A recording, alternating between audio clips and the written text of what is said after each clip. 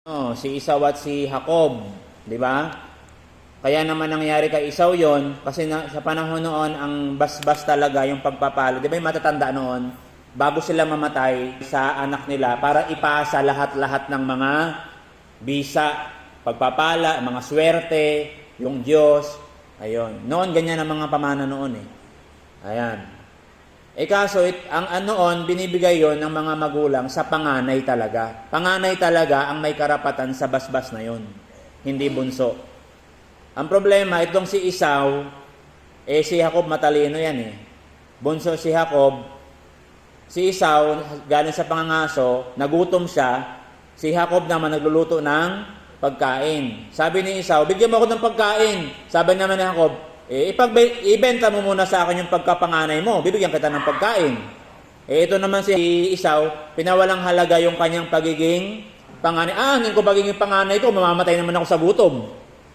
Iniisip niya yung pagkain eh. Hindi mo ipagbibili yun, di ba? Sa sarili mo, kahit sa anumang bagay. Ayaw kang ano sa sarili mo. Paninindigan, di ba? Ayun. Ngayon, binigay ni Jacob yung pagkain. Binenta niya yung pagkapanganay niya. Kaya nung dumating yung panahon na mamamatay na si Isaac, dahil nga binenta na ni Esau ang pagkapanganay na, sino na yung panganay? Sino na magiging panganay? Si Jacob na kasi siya yung bumili ng pagkapanganay. Anong pinangbili niya? Pagkain.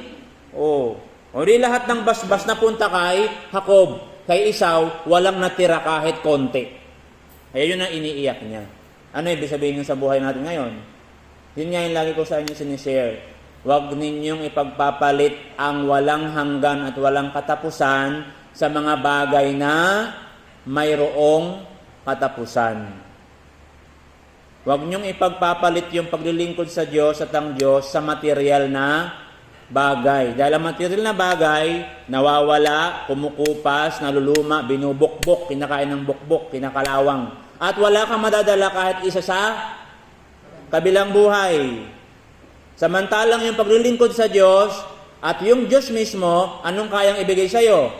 Kaya kang bigyan ng magandang buhay, kaya kang bigyan ng kayamanan, magkakaroon ka pa ng buhay na walang hanggan. Kung binenta mo yun, wala namang pera dyan sa simbahan na yun, huwag na tayo magsimba, dito tayo, maghanap buhay tayo buong buhay natin. Ubusin natin yung buhay natin sa pera at kabuhayan.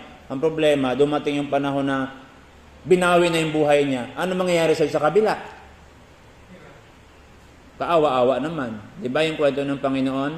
Yung mayaman, namatay. Si Lazaro na pulube, mahirap, pero may Diyos. Nung pagdilat ng mayaman sa kabilang buhay, saan napunta yung mayaman na ayaw maglingkod sa Diyos? Sa hadis ng pagdurusa. Ayun yun.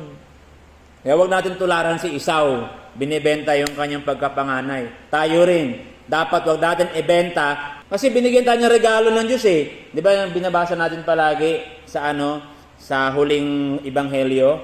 Lahat ng sumampalataya sa Panginoong Hesukristo, binigyan ng karapatan na maging anak ng Diyos. Pag anak ka, ano ibig sabihin nun? Tagapagmana ka. Di ba? Binigyan ka ng titulo. Binenta mo lang basta-basta sa murang halaga.